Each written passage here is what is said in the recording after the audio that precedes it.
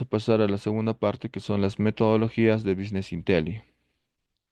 Ya, en estas metodologías de Business Intelligence vamos a estudiar, vamos a ver un poco cómo es que vamos a crear nuestra solución de Business Intelligence, ¿no? La primera parte es análisis, ¿no? Vamos a hacer un análisis. Ustedes han visto que es similar al software que siempre desarrollamos. Esta la toma de requerimientos, los stakeholders, ¿no? Solo que aquí se recomienda que tú también conozcas lo que sería el negocio, tipos de negocios, lo que son los estados de resultados de negocios, la parte financiera, para que tengas un mejor entendimiento de toda la empresa, ¿no? Muy bien, entonces, pero cuando queremos desarrollar un software de Business Intelligence será lo mismo que desarrollar un software, digamos, web, una aplicación móvil. Será algo similar. Claro que es muy parecido, pero tiene sus características el desarrollo de software Business Intelligence, ¿no? Más que todo en la parte de la base de datos, que sería el Data Warehouse, ¿no es cierto? Y también un poco en la parte de reporte, como han visto, son reportes dimensionales que tienen que ser enlazados, ¿no? Por las dimensiones. Tienes que poder navegar por el reporte. No es un reporte estático en la cual tú simplemente ves un listado y se queda ahí, sino que aquí tiene que ser un listado dinámico, que tenga filtros, que se pueda navegar, que se pueda generar varios reportes a partir de un solo reporte. Ese es el objetivo. Y la otra parte que se diferencia es que en este caso con Business Intelligence vamos a trabajar con múltiples fuentes de datos. O sea, los datos de nuestro Business Intelligence puede ser otras bases de datos, puede ser archivos en Excel, puede ser archivos que están en la nube, ¿no? No sé, un API REST. Entonces, vamos a tener muchas fuentes que vamos a juntar para crear qué cosa, el Data Warehouse.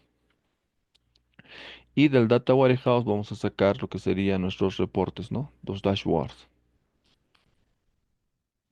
Muy bien. Entonces, pero qué metodologías habrá para crear los Business Intelligence?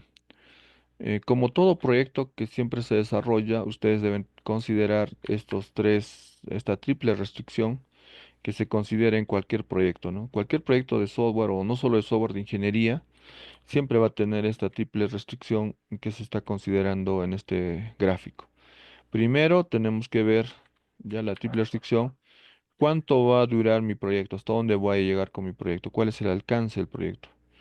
Y luego con el alcance del proyecto tendría que programar cuánto va a durar el desarrollo de ese proyecto, el tiempo, ¿no?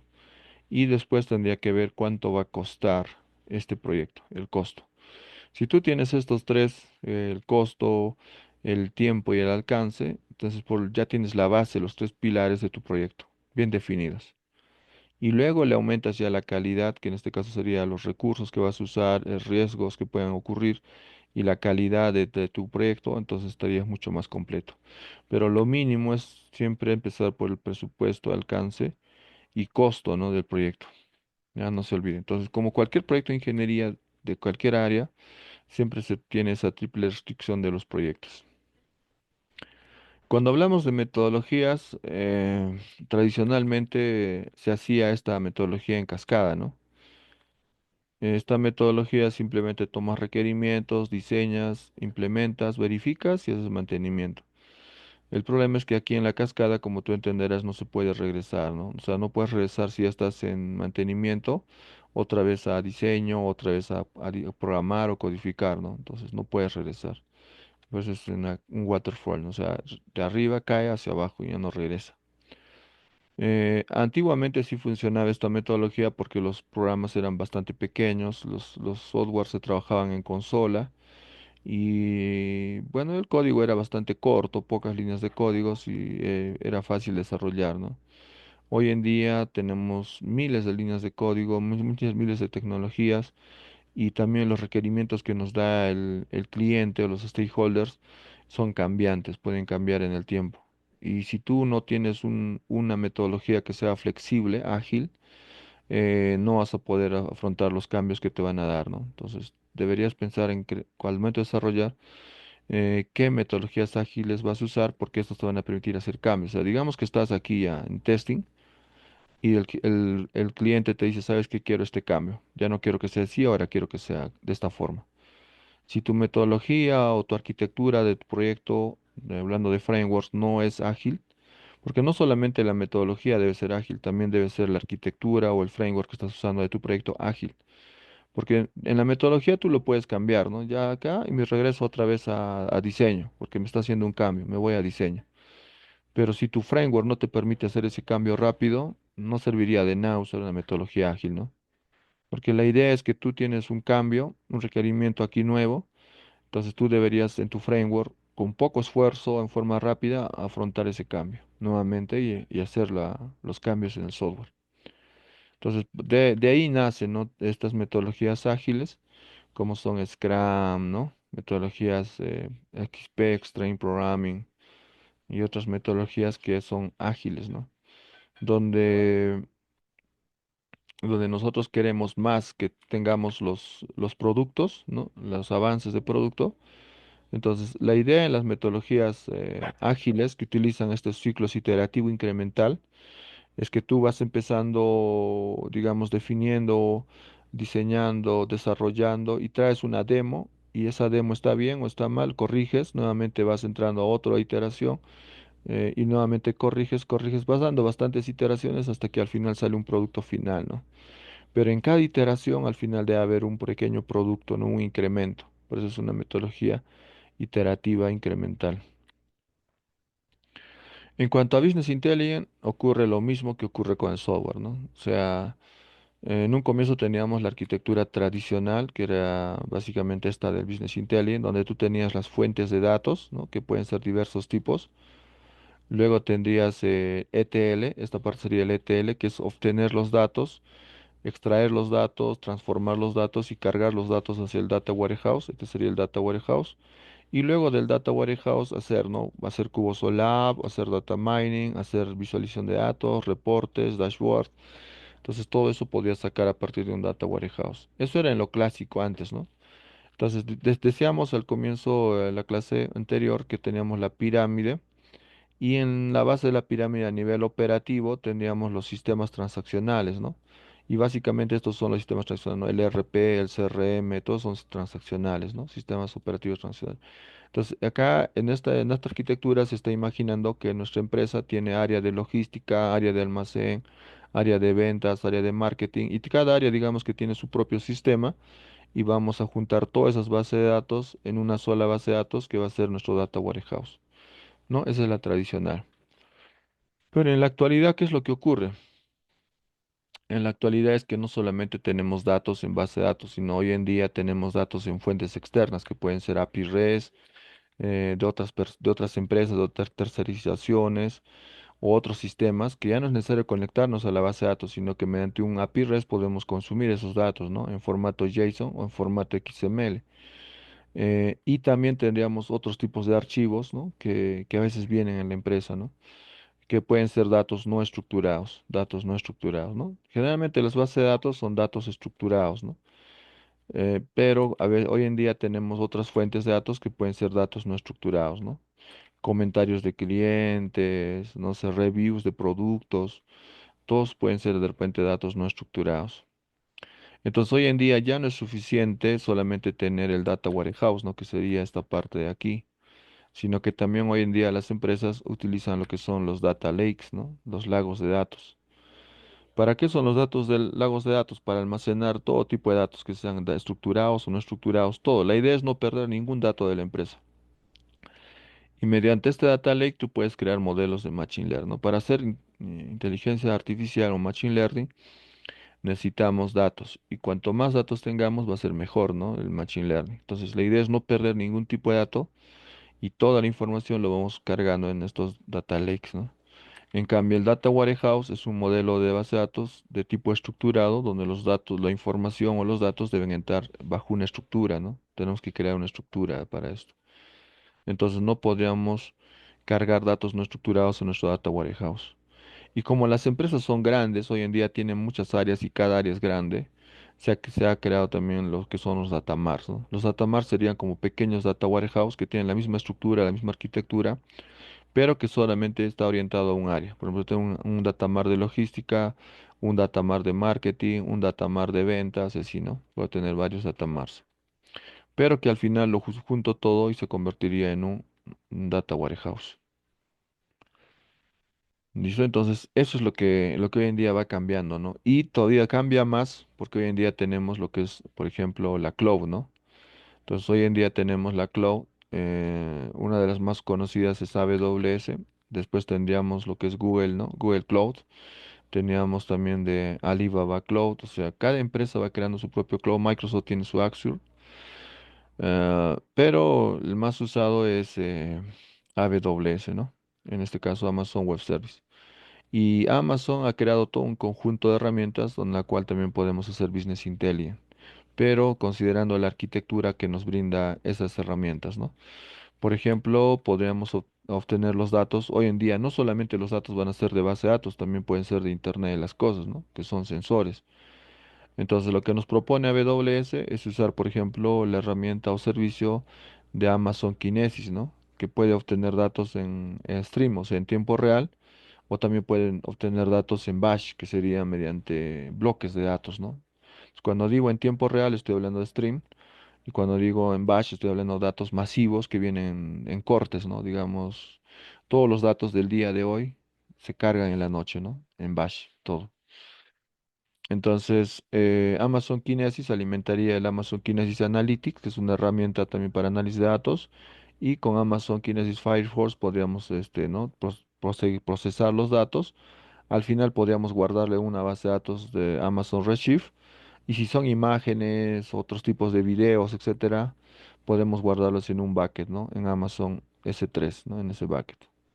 Entonces, Amazon Kinesis, como tú puedes ver, una solución que tiene varias aplicaciones a varias partes que van a permitir hacer el proceso de Business Intelligence. ¿Listo? Pero no solo es la única herramienta para Business Intelligence, Kinesis, sino que puede haber otras herramientas. Por ejemplo, puede ser Amazon Aurora, Amazon DynaDB, Elasticsearch, ¿no?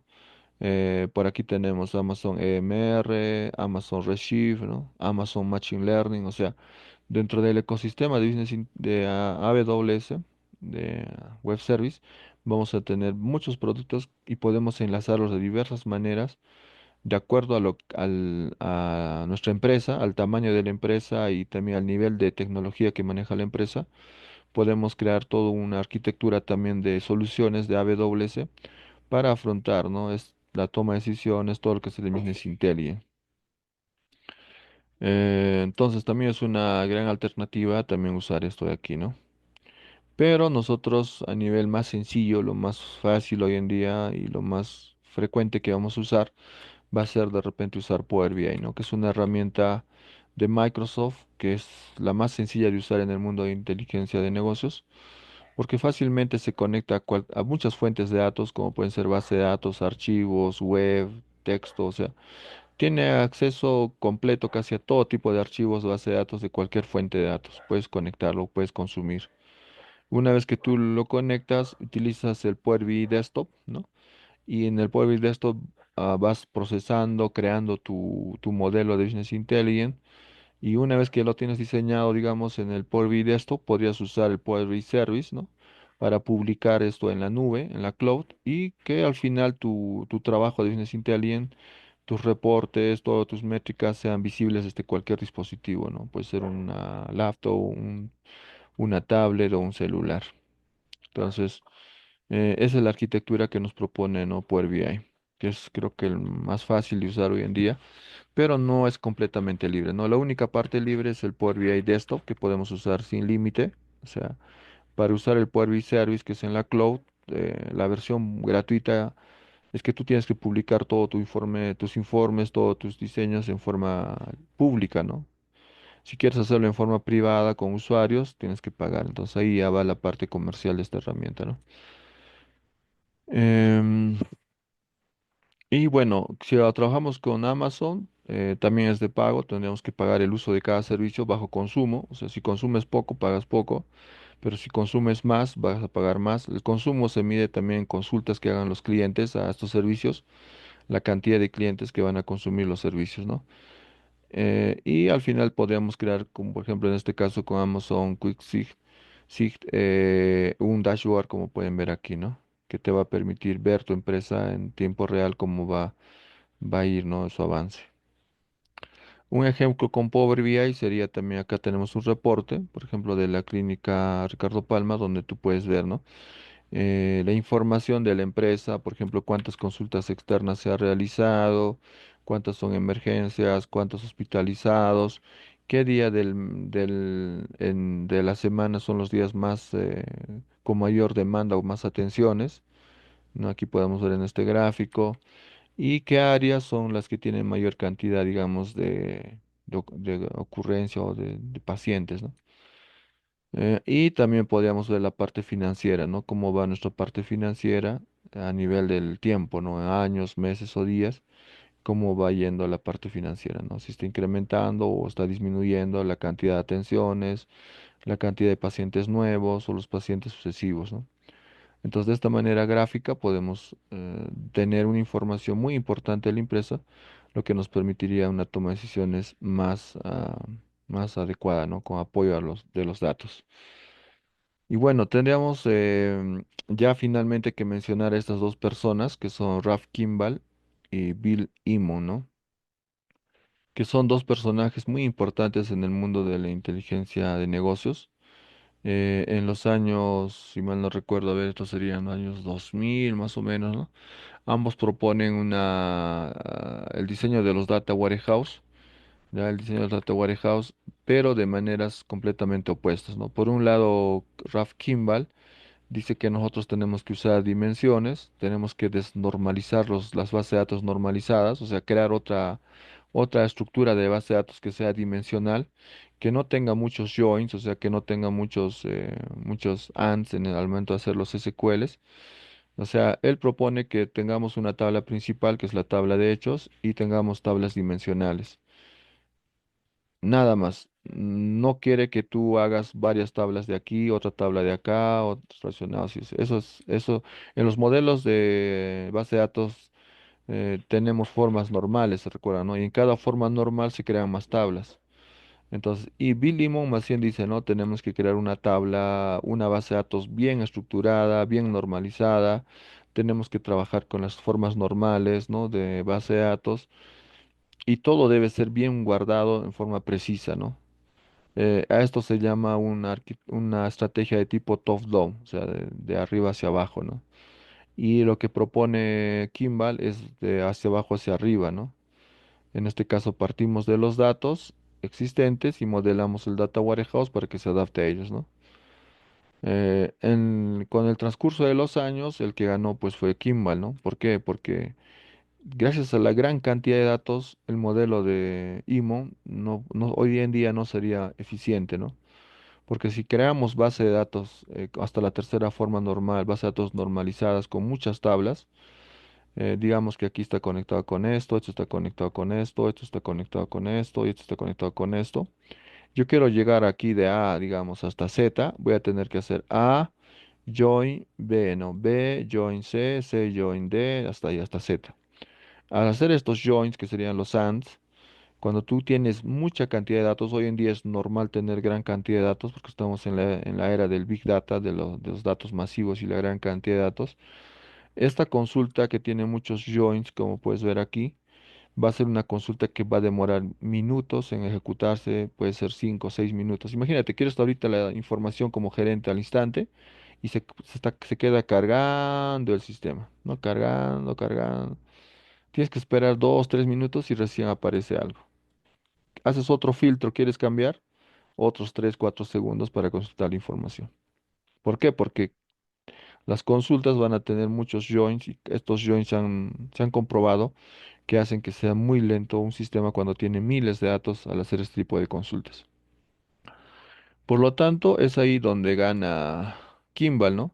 Porque el modelo de Kimball lo que te dice es que hagas un modelo en estrella donde simplemente vas a tener las tablas dimensionales, dimensión tiempo, dimensión geográfica, dimensión producto, dimensión categoría, digamos.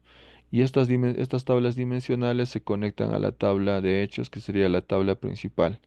La tabla principal tiene los importes, los montos, las cantidades, tienen las medidas y las tablas dimensionales tienen las características, ¿no? de cada uno. Acá no puede haber en las dimensionales medidas, montos, importes, porque solo son dimensiones, solo van textos, o años, o fechas. Aquí es donde están los importes. Entonces, cuando tú haces este tipo de consulta, te darás cuenta que solamente hay un join, un AND. Y como solamente hay un AND, va a ser mucho más rápido la consulta. Entonces, la arquitectura que propone Raf Kimball para el Data Warehouse sería esta, ¿no? En cambio, Bill Limon dice que tenemos que hacerlo hasta la tercera forma normal, como está aquí, cosa que funciona cuando tienes poca cantidad de datos, pero hoy en día lo normal es tener mucha cantidad de datos. Por lo tanto, ahí se cae este tipo de diseño de Bill Limon. Y actualmente trabajamos con lo que sería el modelo de Raf Kimball, ¿no? Que es en este caso, la estrategia bottom-up, de abajo hacia arriba. ¿Listo? Entonces aquí podemos ver un resumen, ¿no? De más o menos cómo va cada uno. Pero recordemos que Raf Kimball, que es la de abajo hacia arriba, es la que en la actualidad usamos, ¿no? Entonces, gracias a esa metodología empieza lo que todo es el diseño dimensional, cómo crear un data warehouse con dimensiones. Y como les he contado, tenemos que analizar, hacer todo un proceso de análisis para crear estos modelos dimensionales, ¿no? Primero identificamos qué dimensiones va a haber. Puede ser, generalmente la dimensión que nunca debe faltar es la dimensión de tiempo, ¿no? Que sería la fecha. Porque imagínate tener un reporte y no sabes de qué año, de qué mes, de qué día, ¿no? O sea, lo mínimo es la dimensión de tiempo, que siempre debe estar, porque sin el tiempo casi la mitad del BI se cae, ¿no? ¿De qué me serviría que tengo productos y que tenga ventas si no puedo saber cuánto he vendido ayer, cuánto he vendido el mes de enero, cuánto he vendido el año 2024? O sea, no serviría de nada mucho, ¿no?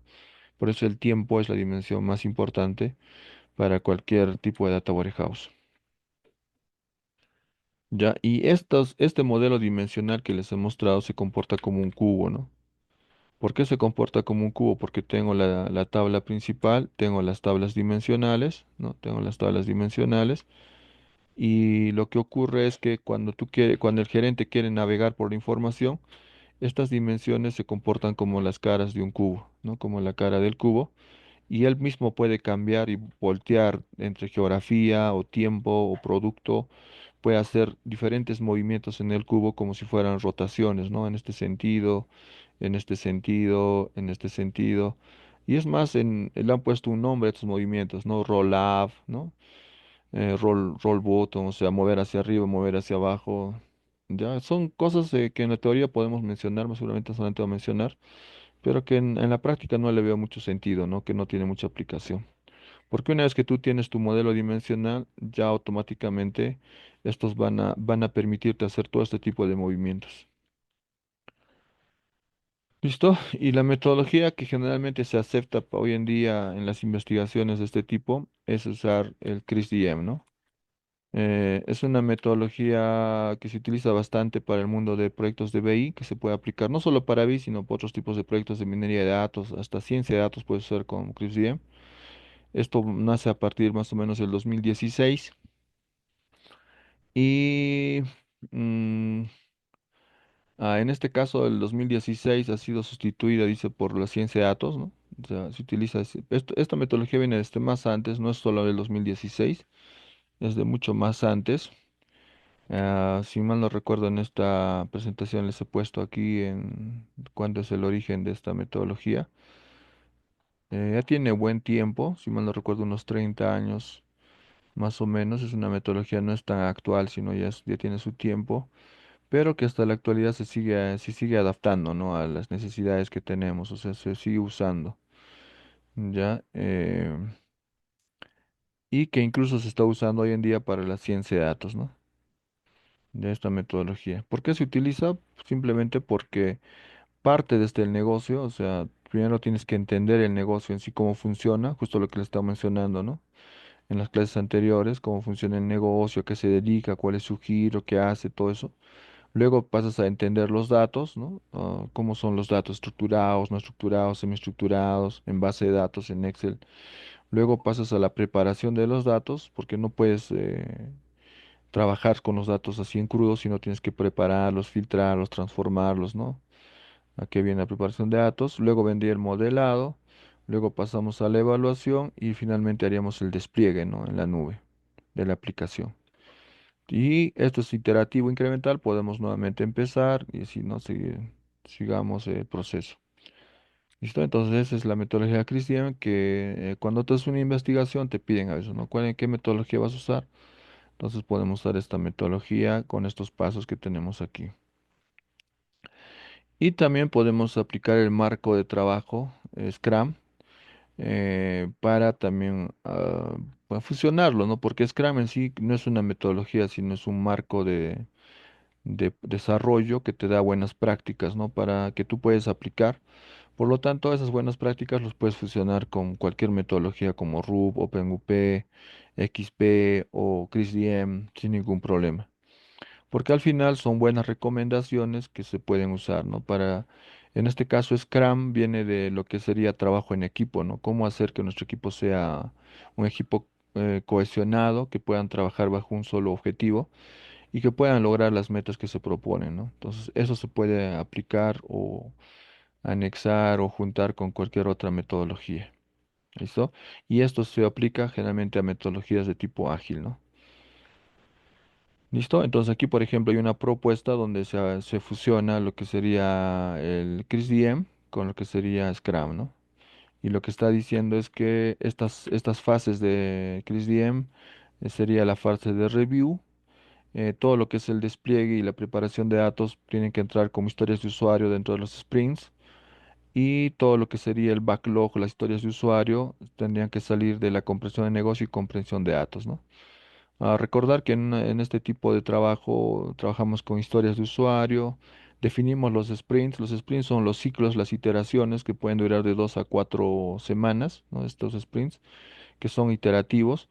Al final de cada sprint debe haber un producto, ¿no? Un release y nuevamente podemos empezar así el nuevo ciclo, ¿no?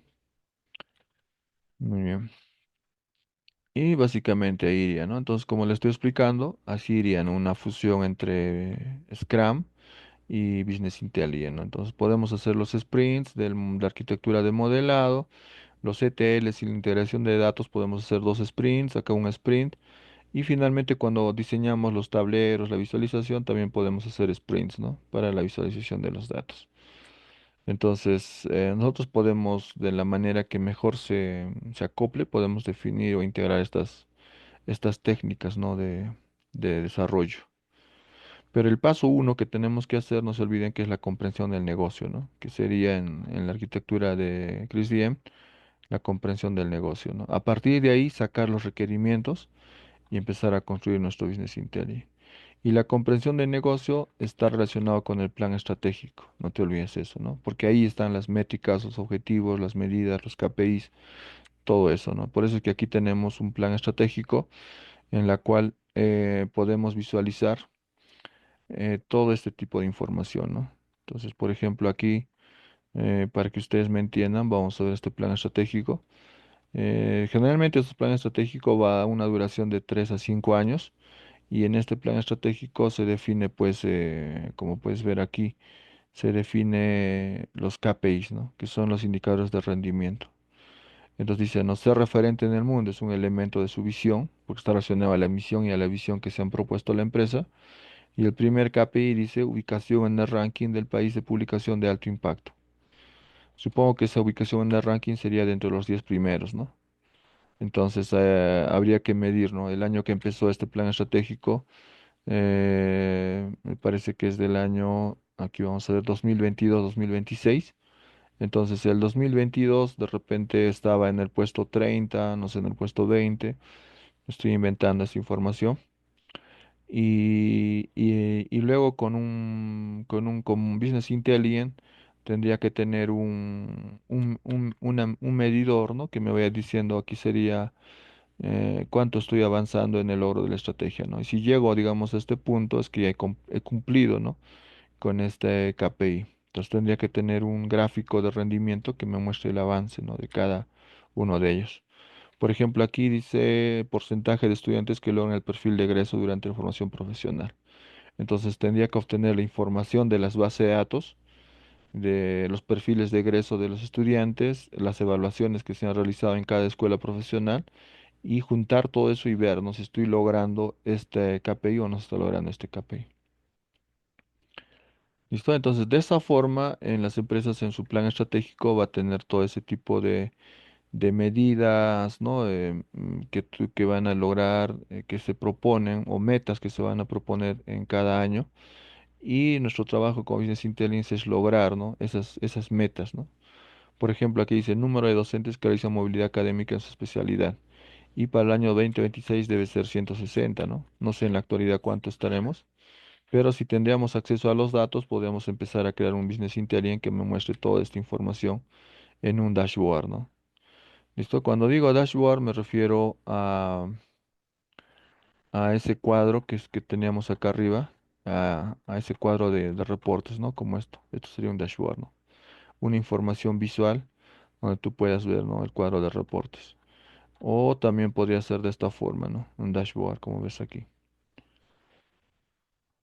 Listo, entonces ese es el trabajo que se hace en Business Intelligence, desde el análisis, la comprensión de negocio, la preparación de datos, ¿no?